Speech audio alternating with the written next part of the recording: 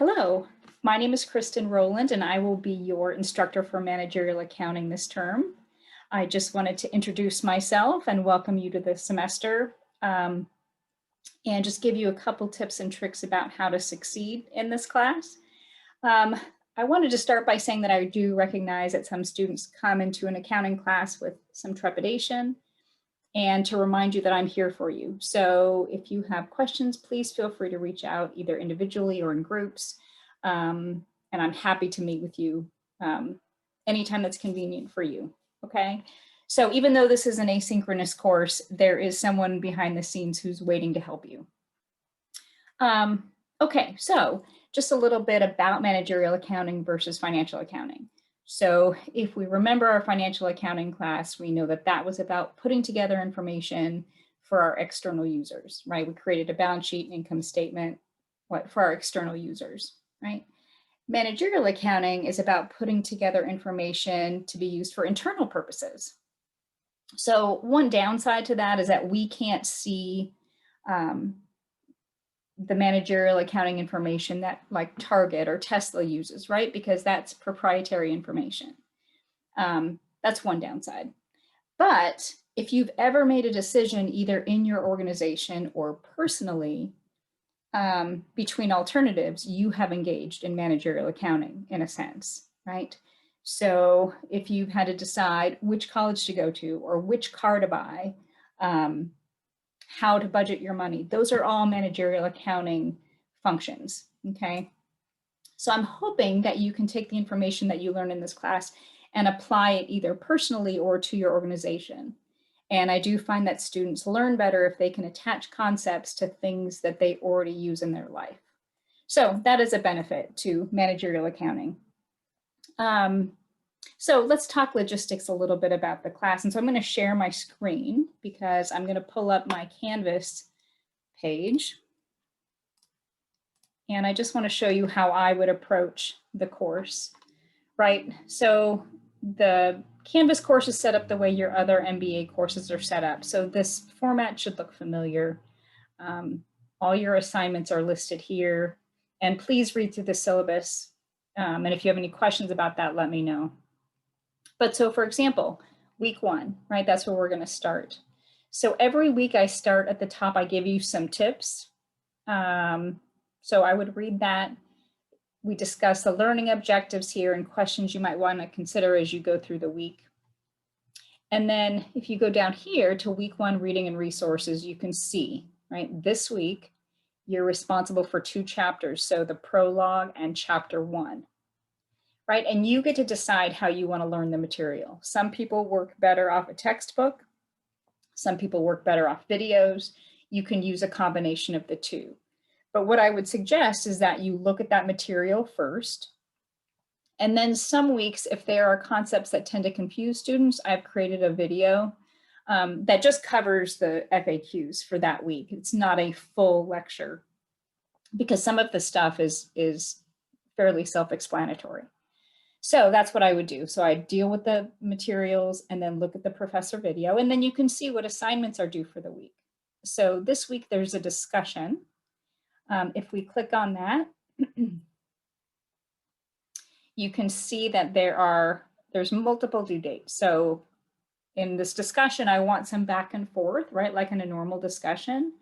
And then if you click on this, there's a rubric that tells you sort of what I'm looking for in regard to the discussion. And this is a good place to point out. So just a reminder that in these accelerated courses, it's expected that you'll spend approximately in the neighborhood of 18 hours a week on this course. And so your work should reflect that amount of time. So for example, if you post something in the discussion board and it looks like you spent 5 minutes on it, right? That's probably not going to get you the full points. I mean, it might, but just make sure that your work reflects the fact that this is a full-time course, okay? You kind of get out of it what you put into it. Okay, so that's the discussion for this week. Whoops, we'll go back. And then you have a problem set, right? And you will have a problem set every week for the first 7 weeks. And then this week, there's also a quiz. And one thing to note about quizzes, so problem sets are not timed. They're going to take you longer, and I would suggest you start those early in the week, because back to the 18 hours a week. If you don't start the problem set, they're due every Sunday night. If you don't start the problem set until Saturday morning, and you have to spend whatever 9 hours on Saturday doing the work and then 9 hours on Sunday, if you don't realize you have a problem until Sunday night, it's going to be hard to get help. So for those of you that are working, I would suggest you allocate 1 or 2 evenings a week to the material so that you know early in the week if you're going to have confusion. Like I said, before the quizzes are timed and you only get 1 shot at the quiz, except in the first week you get 2 attempts because you're going to learn how the formatting is. Okay, so that's week 1. So that's how I would approach the material. I do want to make a comment about week 2 and this business proposal. So over the course of the semester, you're going to work with your group on a business proposal and a project, and the proposal is due on September 11th, okay? Kind of one problem with the accelerated format is that the add drop deadline is September 6th. And so I can't create groups until September 7th.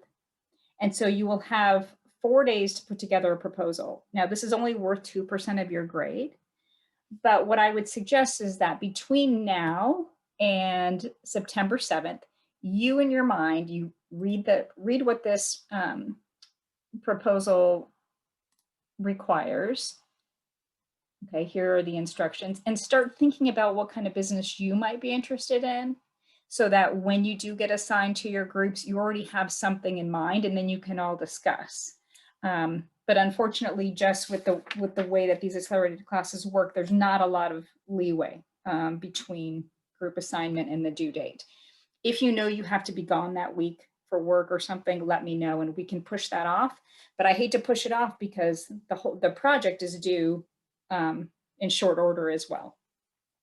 So anyway, that's just something to bear in mind. What else do I have to say here? The other thing I wanted to mention is that Excel is your friend. So there are a lot of calculations in some of the homework problems. And so I would suggest that you work them out either really detailed on a piece of paper or you put them in Excel. Because if you get something wrong, it's much easier for us to go back and fix one number on an Excel spreadsheet than it is for you to have to redo the whole problem.